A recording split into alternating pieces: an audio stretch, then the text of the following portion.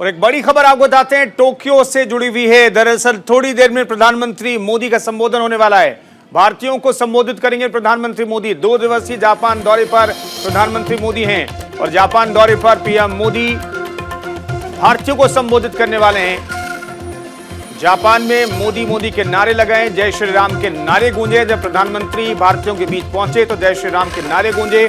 40 घंटे का यह दौरा है जिसमें ताबड़तोड़ बैठकें उनकी जारी है, लोगों से मुलाकात का दौर उनका जारी है। क्वाड के देशों के साथ तो द्विपक्षीय बातचीत तो होगी ही होगी, लेकिन इन सब के बीच व्यस्त शेड्यूल है।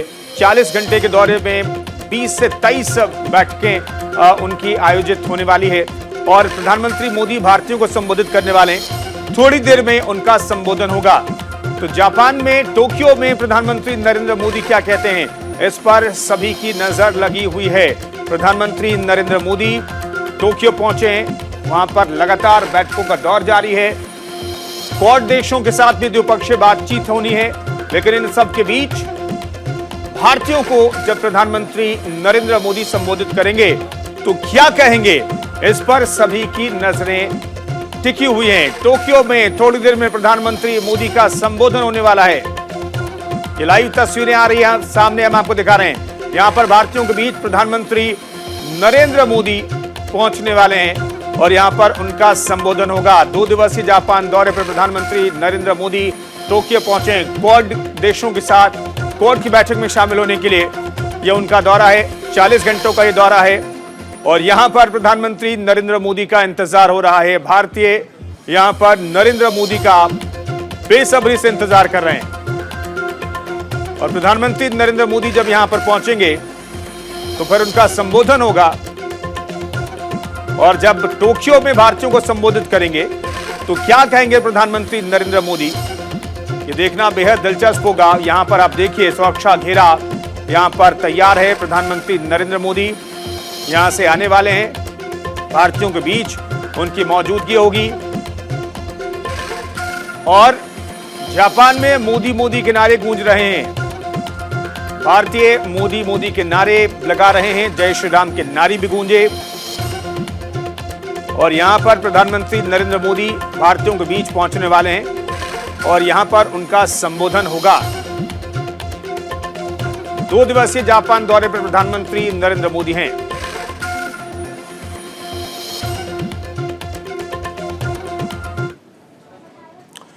पीएम मोदी, यूएस राष्ट्रपति जो बाइडेन, जापान के पीएम फूमियो किशिदा और अमेरिकी विदेश मंत्री एंटनी ब्लिंकन ने टोक्यो में Indo Pacific economic framework event में हिस्सा लिया। इस मौके पर पीएम मोदी ने कहा कि भारत एक समावेशी और लचीले इंडो पैसिफिक इकोनॉमिक मॉडल के निर्माण के लिए आप सभी के साथ काम करेगा। उन्होंने कहा कि हमारे बीच भरोसा, पारदर्शिता, समयबद्धता होनी चाहिए। ये इंडो पैसिफिक क्षेत्र में विकास, शांति और समृद्धि को आगे लेकर जाएगा।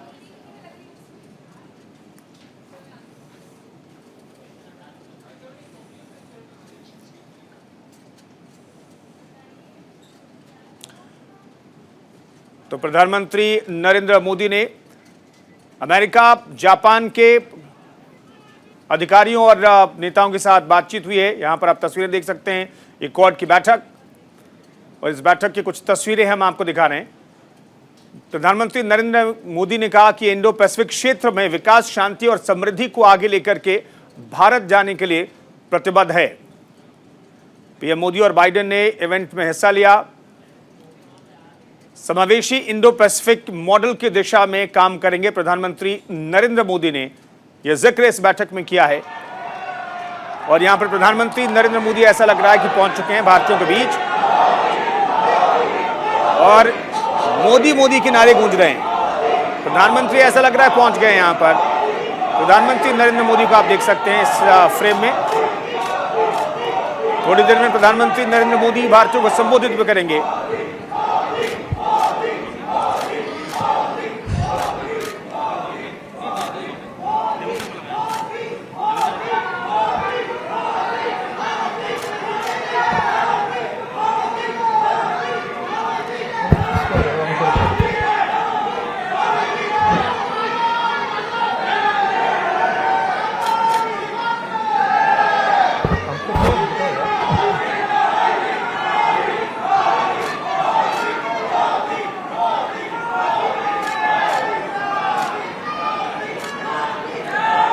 आप बैकग्राउंड में सुन सकते हैं, मोदी मोदी के बीच जय श्री राम के नारे लग रहे हैं, भारत माता की जय के नारे गूंज रहे हैं। इस हॉल में जहां पर प्रधानमंत्री नरेंद्र मोदी अब मौजूद हैं भारतीयों के बीच, वहां पर मोदी मोदी के नारे के साथ जय श्री राम के नारे भी गूंज रहे हैं, भारत माता की जय के नारे गूंज रहे हैं। और यहां पर हर कोई इस क्षण को, इस पल को अपने कैमरे में कैद करने के लिए बेहद उत्साहित है। इसलिए जितने चेहरे दिखाई दे रहे हैं उनके हाथों में मोबाइल फोन है और वो प्रधानमंत्री नरेंद्र मोदी की एक एक तस्वीर अपने कैमरे में कैद करना चाहते हैं। यहां पर प्रधानमंत्री नरेंद्र मोदी भारतीयों को संबोधित करेंगे। भारतीयों के बीच आप प्रधानमंत्री नरेंद्र मोदी को देख सकते हैं। अब वो मंच पर जा रहे हैं, यहां पर उनका संबोधन होगा। टोक्यो में भारतीयों को संबोधित करने के लिए प्रधानमंत्री नरेंद्र मोदी पहुंच चुके हैं और यहां पर हाथ जोड़ करके सभी का अभिवादन करते हुए, अभिवादन स्वीकार करते हुए, ये जो हॉल है वो मोदी मोदी के नारे से गूंज उठा है। ये 40 घंटे का दौरा प्रधानमंत्री नरेंद्र मोदी का, क्वाड की बैठक में शामिल होने के लिए प्रधानमंत्री मोदी टोक्यो पहुंचे हैं और यहां पर भारतीय जो हैं वो जबरदस्त स्वागत कर रहे हैं भारत के प्रधानमंत्री नरेंद्र मोदी का।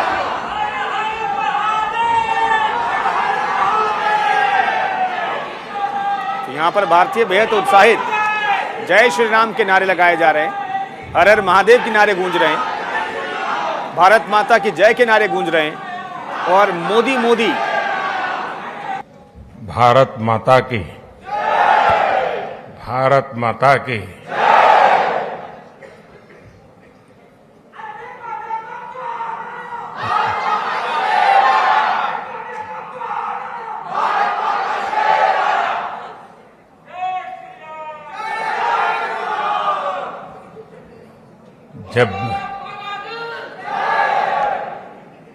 जब भी मैं जापान आता हूं तो मैं हर बार देखता हूं कि आपकी स्नेह वर्षा हर बार बढ़ती ही जाती है।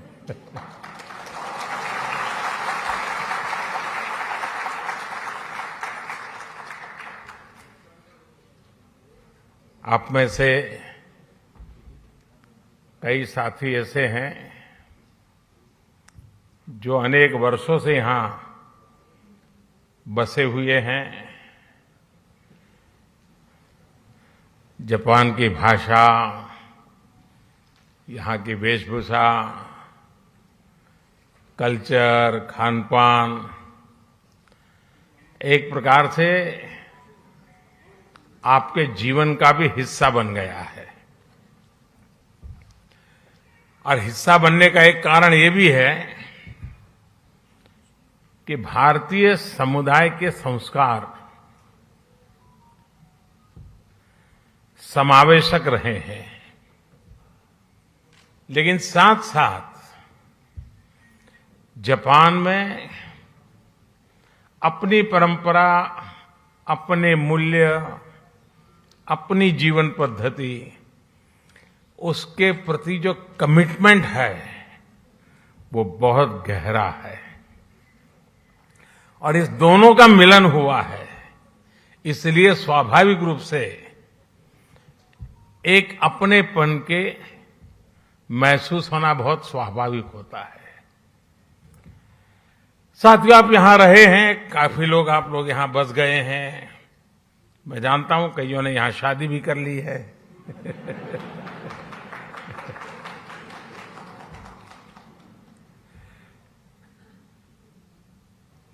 लेकिन ये भी सही है कि इतने सालों से यहां जुड़ने के बावजूद भी भारत के प्रति आपकी श्रद्धा, भारत के संबंध में जब अच्छी खबरें आती हैं तो आपकी खुशियों का पार नहीं रहता है, होता है ना। और कभी कोई बुरी खबर आ जाए तो सबसे ज्यादा दुखी भी आप ही होते हैं। ये विशेषता है हम लोगों की कि हम कर्म भूमि से तन मन से जुड़ जाते हैं, खप जाते हैं, लेकिन मातृभूमि के जो जड़ों से जुड़ाव है उससे कभी दूरी नहीं बनने देते हैं। और यही हमारा सबसे बड़ा सामर्थ्य है। साथियों, स्वामी विवेकानंद जी जब अपने ऐतिहासिक संबोधन के लिए शिकागो जा रहे थे तो उससे पहले वो जापान आए थे और जापान ने उनके मन मंदिर में, उनके मन मस्तिष्क पर एक गहरा प्रभाव छोड़ा था। जापान के लोगों की देशभक्ति, जापान के लोगों का आत्मविश्वास, यहां का अनुशासन, स्वच्छता के लिए जापान के लोगों की जागरूकता, विवेकानंद जी इसकी खुल करके प्रशंसा की थी। गुरुदेव रविंद्रनाथ जी टैगोर ये भी कहते थे, जापान एक ऐसा देश है जो एक ही साथ प्राचीन भी है और आधुनिक भी है। और टैगोर ने कहा था, Japan has come out of the immemorial east like a lotus blossoming in easy grace, all the while keeping its firm hold upon the profound depth for which it has sprung। यानी कहना वो चाहते थे कि Japan कमल के फूल की तरह जितनी मजबूती से अपनी जड़ों से जुड़ा है, उतनी ही भव्यता से वो हर तरफ सुंदरता को भी बढ़ाता है। हमारे इन महापुरुषों की ऐसी ही पवित्र भावनाएं जापान के साथ हमारे संबंधों की गहराइयों को स्पष्ट करती हैं। साथियों, इस बार जब मैं जापान आया हूं तो हमारे डिप्लोमेटिक संबंधों को 70 साल होने जा रहे हैं, 7 दशक। साथियों, आप भी यहां रहते हुए अनुभव करते होंगे, हिंदुस्तान में भी हर कोई अनुभव करता है कि भारत और जापान नेचुरल पार्टनर है। भारत के विकास में, भारत की विकास यात्रा में जापान की महत्वपूर्ण भूमिका रही है। जापान से हमारा रिश्ता आत्मीयता का है, अध्यात्म का है। जापान से हमारा रिश्ता सहयोग का है, अपनेपन का है। और इसलिए एक प्रकार से इस रिश्ता हमारा सामर्थ्य का है, ये रिश्ता सम्मान का है, और ये रिश्ता विश्व के लिए साझे संकल्प का भी है। जापान से हमारा रिश्ता बुद्ध का है, बोध का है, ज्ञान का है। हमारे महाकाल है तो जापान में दाइकोकुतेन है। हमारे ब्रह्मा है तो जापान में बोनतेन है। हमारी मां सरस्वती है तो जापान में बेंजाइतेन है। हमारी महादेवी लक्ष्मी है तो जापान में किचिजोतेन है। तो हमारे गणेश हैं तो जापान में कानगीतेन है। जापान में अगर जैन की परंपरा है तो हम ध्यान को, मेडिटेशन को आत्मा से साक्षात्कार का माध्यम मानते हैं। 21वीं सदी में भी भारत और जापान के इन सांस्कृतिक संबंधों को हम पूरी प्रतिबद्धता के साथ आगे बढ़ा रहे हैं। मैं तो काशी का सांसद हूं और बड़े गर्व से कहना चाहूंगा कि जापान के पूर्व प्रधानमंत्री श्री आबे जब काशी आए थे तब उन्होंने एक बहुत बढ़िया सौगात काशी को दी। काशी में जापान के सहयोग से बना रुद्राक्ष और जो मेरी कभी कर्मभूमि रही वो अहमदाबाद में जैन गार्डन और काइजन एकेडमी, ये ऐसी बातें हैं जो हमें कितनी निकट लाती है। यहां आप सभी जापान में रहते हुए इस ऐतिहासिक बंधन को और मजबूत बना रहे हैं और सशक्त कर रहे हैं। साथियों, आज की दुनिया को भगवान बुद्ध के विचारों पर, उनके बताए रास्ते पर चलने की शायद पहले से ज्यादा जरूरत है। यही रास्ता है जो आज दुनिया की हर चुनौती, चाहे वो हिंसा हो, अराजकता हो, आतंकवाद हो, क्लाइमेट चेंज हो, इन सब से मानवता को बचाने का यही मार्ग है। भारत सौभाग्यशाली है कि उसे भगवान बुद्ध का प्रत्यक्ष आशीर्वाद मिला। उनके विचारों को आत्मसात करते हुए भारत निरंतर मानवता की सेवा कर रहा है।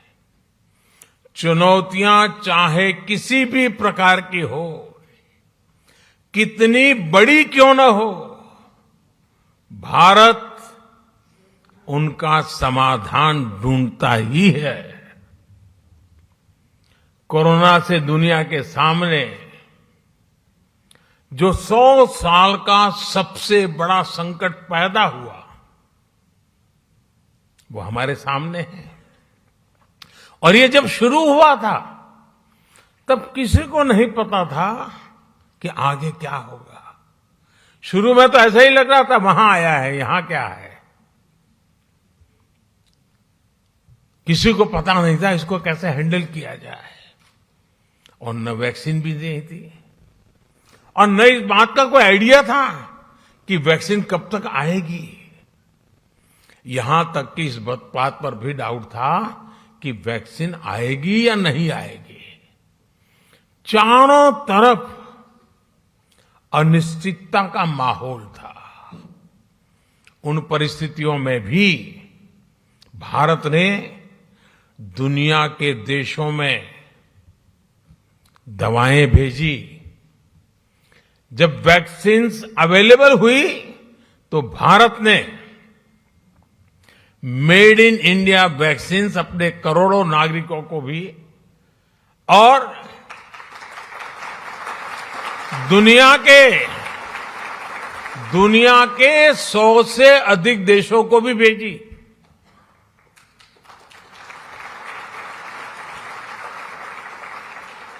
साथियों, अपनी स्वास्थ्य सेवाओं को और बेहतर बनाने के लिए भारत अभूतपूर्व निवेश कर रहा है। दूर सुदूर क्षेत्रों में भी स्वास्थ्य सुविधाएं पहुंचे, इसके लिए देश भर में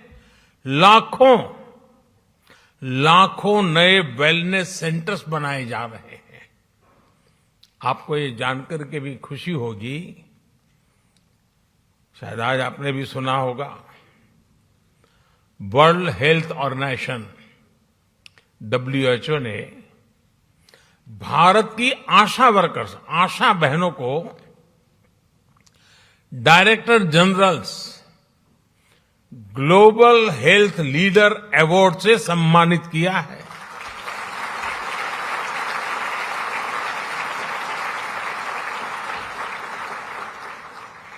भारत की लाखों आशा बहनें मैटरनल केयर से लेकर के वैक्सीनेशन तक, पोषण से लेकर के स्वच्छता तक देश के स्वास्थ्य अभियान को गति दे रही है। और गांव के अंदर मैं आज जापान की धरती से हमारी सभी आशा वर्कर बहनों को हृदय से बहुत बहुत बधाई देता हूं, उनको सैल्यूट करता हूं।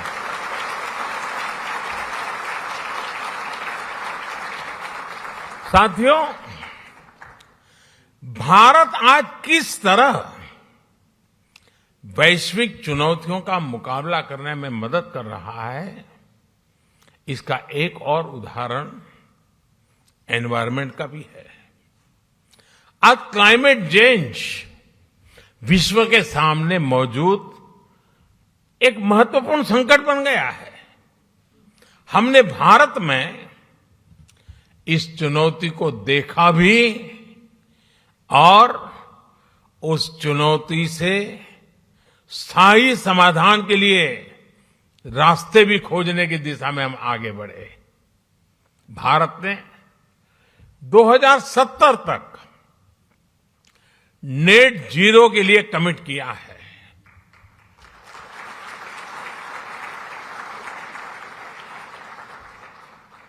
हमने इंटरनेशनल सोलर अलायंस जैसे ग्लोबल इनिशिएटिव का भी नेतृत्व किया। क्लाइमेट चेंज के कारण दुनिया पर नेचुरल डिजास्टर्स का खतरा भी बढ़ गया है। इन डिजास्टर्स के खतरों को, उनके प्रदूषण के दुष्प्रभावों को जापान के लोगों से ज्यादा बेहतर और कौन समझ सकता है। प्राकृतिक आपदाओं से जापान ने लड़ने की क्षमता भी बना दी है। जिस तरह जापान के लोगों ने इन चुनौतियों का सामना किया है, हर समस्या से कुछ न कुछ सीखा है, उसका समाधान खोजा है और व्यवस्थाएं भी विकसित की है, व्यक्तियों का भी उस प्रकार से संस्कार किया है। यह अपने आप में सराहनीय है। इस दिशा में भी भारत ने CDRI यानी coalition for disaster resilient infrastructure में लीड ली है। साथियों, भारत आज ग्रीन फ्यूचर, ग्रीन जॉब्स के लिए कैरियर रोडमैप के लिए भी बहुत तेजी से आगे बढ़ रहा है। भारत में इलेक्ट्रिक मोबिलिटी को व्यापक प्रोत्साहन दिया जा रहा है। ग्रीन हाइड्रोजन को हाइड्रोकार्बन का विकल्प बनाने के लिए विशेष मिशन शुरू किया गया है। बायोफ्यूल से जुड़ी रिसर्च और इंफ्रास्ट्रक्चर के निर्माण पर बहुत बड़े स्केल पर काम चल रहा है। भारत ने इस दशक के अंत तक अपनी टोटल इंस्टॉल्ड पावर कैपेसिटी का 50% नॉन फॉसिल फ्यूल से पूरा करने का संकल्प लिया है।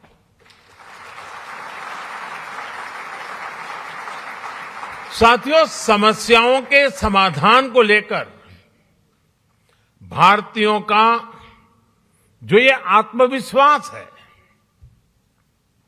ये आत्मविश्वास आज हर क्षेत्र में, हर दिशा में, हर कदम पर दिखाई देता है। ग्लोबल सप्लाई चेन को जिस प्रकार बीते 2 सालों में नुकसान पहुंचा है, पूरी सप्लाई चेन सवालिया निशान में घिरी हुई है। आज सारी दुनिया के लिए यह अपने आप में एक बहुत बड़ा संकट बना हुआ है। भविष्य में ऐसी स्थिति से बचने के लिए हम आत्मनिर्भरता के संकल्प के साथ आगे बढ़ रहे हैं।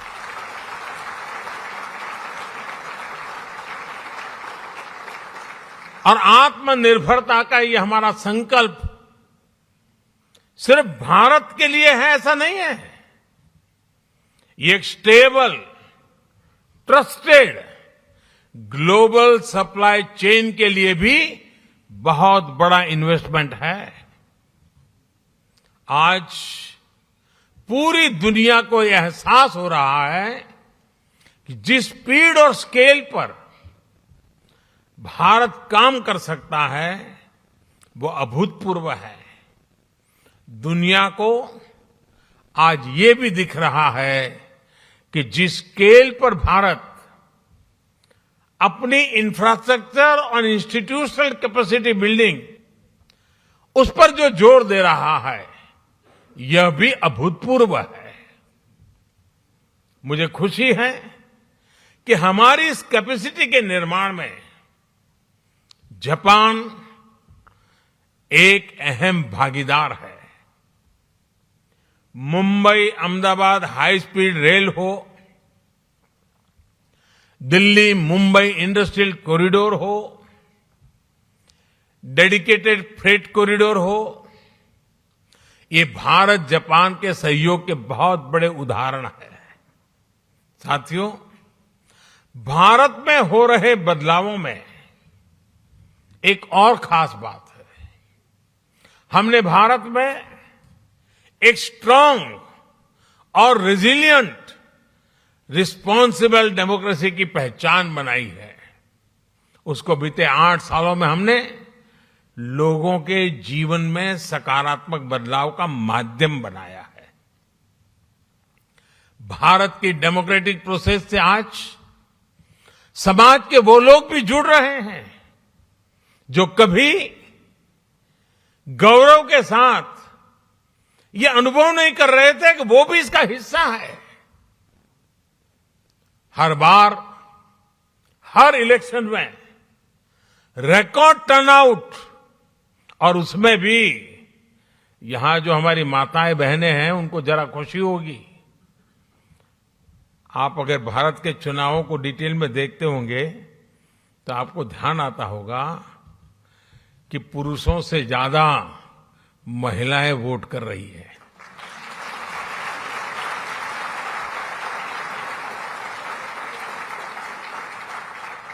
ये इस बात का प्रमाण है कि भारत में डेमोक्रेसी सामान्य से सामान्य नागरिकों के हकों के प्रति कितनी सजग है, कितनी समर्पित है और हर नागरिक को कितना सामर्थ्यवान बनाती है। साथियों, मूल सुविधाओं के साथ साथ हम भारत के एस्पिरेशन को भी नई बुलंदी दे रहे हैं, नया आयाम दे रहे हैं। भारत में इंक्लूसिवनेस का, लीकेज प्रूफ गवर्नेंस का, यानी एक ऐसी डिलीवरी व्यवस्था, टेक्नोलॉजी का भरपूर उपयोग करते हुए एक ऐसे मैकेनिज्म को विस्तार किया जा रहा है ताकि जो जिस चीज का हकदार है वो बिना मुसीबतें, बिना कोई सिफारिश को, बिना कोई करप्शन किए अपने हक को प्राप्त कर सकता है, और उसमें हम पूरी ताकत से जुटे हुए हैं।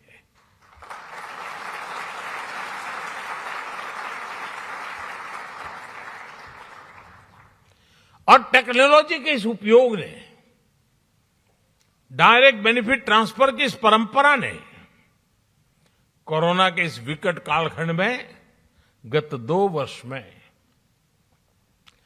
भारत की और खास करके भारत के दूर सुदूर गांव में रहने वाले, जंगलों में रहने वाले हमारे नागरिकों के हकों की बहुत बड़ी रक्षा की है, उनकी मदद की है। साथियों, भारत का बैंकिंग सिस्टम इन मुश्किल हालात में भी निरंतर चलता रहा, और उसका एक कारण भारत में जो डिजिटल रिवॉल्यूशन आया है, डिजिटल नेटवर्क की जो ताकत बनी है, उसका ये परिणाम मिल रहा है। और आपको साथियों जानकर के खुशी होगी, पूरी दुनिया में जो डिजिटल ट्रांजैक्शन होते हैं ना, कैशलेस, यहां जापान में तो आप लोग टेक्नोलॉजी से भली भांति परिचित रहते हैं, लेकिन ये बात सुनकर के आनंद होगा, आश्चर्य होगा और गर्व होगा। पूरे विश्व में जितना भी डिजिटल ट्रांजैक्शन होता है, उसमें से 40% अकेले भारत में होता है।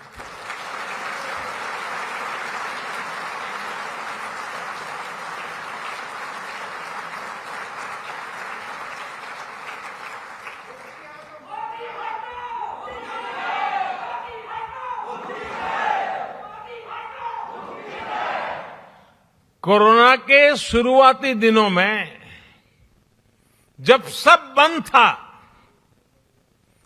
उस संकट के कालखंड में भी भारत सरकार एक क्लिक बटन दबा करके एक साथ करोड़ों भारतीयों तक आसानी से उनके लिए जो मदद पहुंचानी है पहुंचा पाते थे।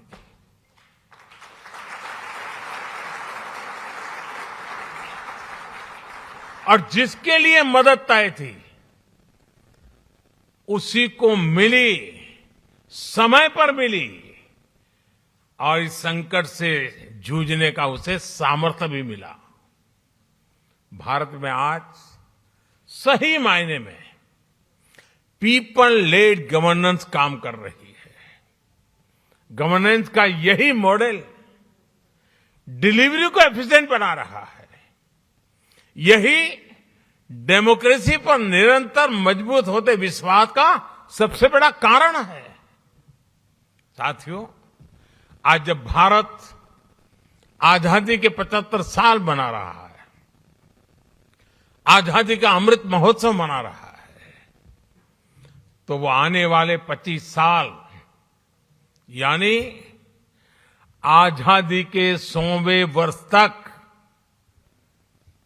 हिंदुस्तान को हमें कहां पहुंचाना है, किस ऊंचाई को प्राप्त करना है, विश्व में हमारे झंडा कहां कहां कैसे कैसे गाड़ना है, आज हिंदुस्तान उस रोड मैप तैयार करने पर लगा हुआ है।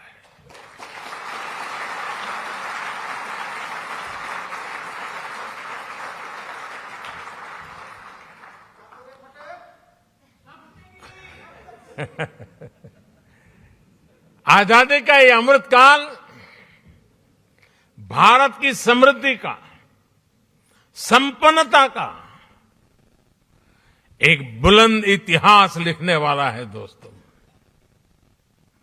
मैं जानता हूं कि ये जो संकल्प हमने लिए हैं, ये संकल्प आप पे बहुत बड़े हैं, लेकिन साथियों, मेरा जो लालन पालन हुआ है, मुझे जो संस्कार मिले हैं, जिन जिन लोगों ने मुझे गढ़ा है, उसके कारण मेरी भी एक आदत बन गई है। मुझे मक्खन पर लकीर करने में मजा नहीं आता है, मैं पत्थर पर लकीर करता हूं।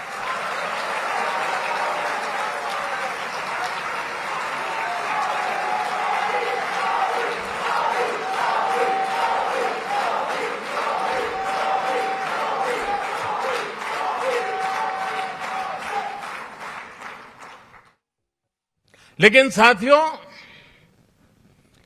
सवाल मोदी का नहीं है। आज हिंदुस्तान से 130 करोड़ लोग, और मैं जापान में बैठे हुए लोगों के भी आंखों में वही देख रहा हूं, आत्मविश्वास। 130 करोड़ देशवासियों का आत्मविश्वास, 130 करोड़ संकल्प।